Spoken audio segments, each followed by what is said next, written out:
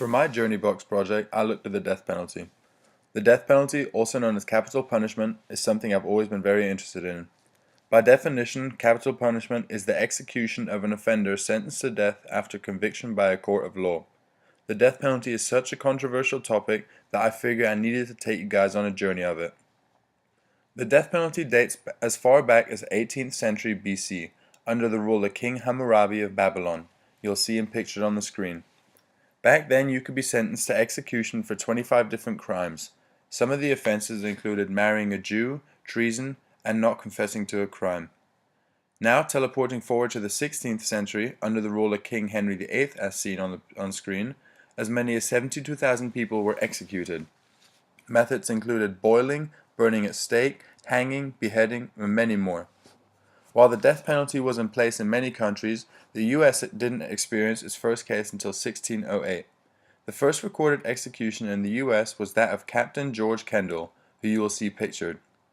Since Captain Kendall's death in 1608, there have been over 15,000 executions recorded in the United States. The states with the most executions are Virginia, Texas, New York, Pennsylvania, and Georgia. On screen you will see the ESPY file, which show the number of executions per 50 years covering 1608 through 2002.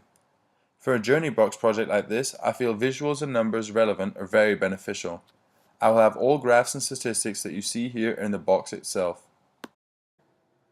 For the journey we are taking, I have decided to focus on one specific perspective of the death penalty. I focused on the perspective of death row inmates. Death row inmates are the people that have committed a crime of very high degree and because of that are sent to a facility where they will be held until they are executed. Nowadays there are 5 different ways of executing death row inmates: lethal injection, lethal gas, electrocution, a firing squad, and hanging.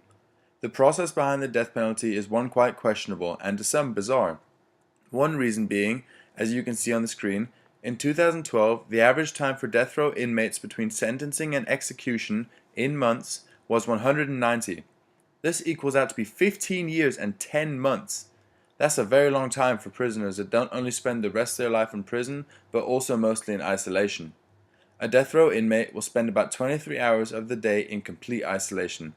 See, this is where I ask myself, if we are keeping these prisoners in complete isolation for about 15 years until actually executing them, why not sentence inmates to 15 to 30 years in order to give them opportunity for life?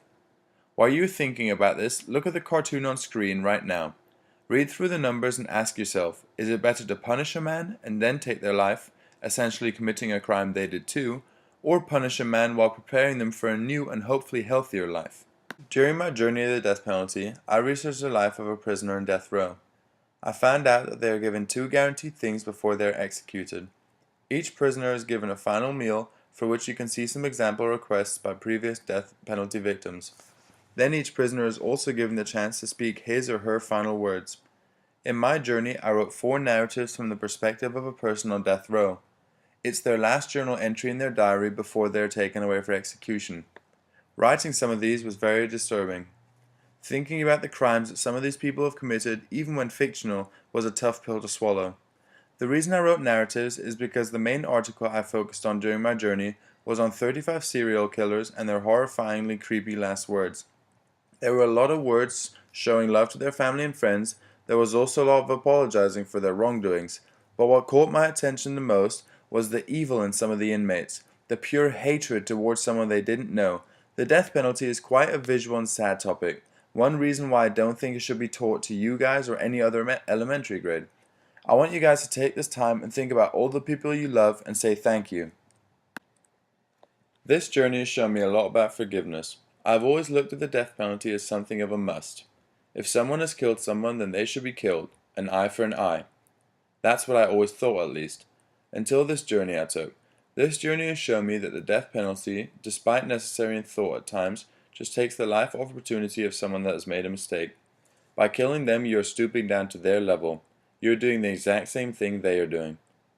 I want to leave you guys with a couple of words of Mahatma Gandhi. An eye for an eye makes the whole world blind. Thank you for a great semester, Dr. Buchanan. Much love, Lewis.